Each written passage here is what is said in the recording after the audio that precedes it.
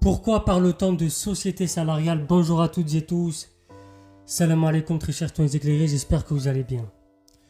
Le salariat, de conditions indignes à l'époque, est devenu désirable et synonyme de sécurité. Comment en est-on arrivé là? Le salariat est un mode d'organisation du travail qui se caractérise par la subordination juridique du salarié envers un employeur. Le premier loue sa force de travail au second.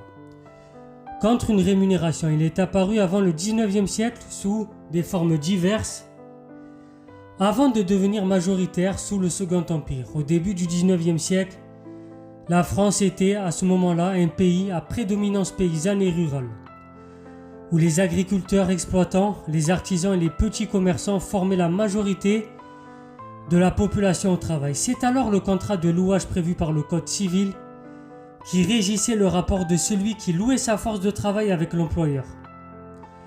Il s'agissait d'une condition méprisée, comme le montrait Henri Hatzfeld puis Robert Cassel dans leurs travaux. Pourquoi? La possession d'une petite propriété à l'époque étant restée pendant des décennies l'idéal de la société française.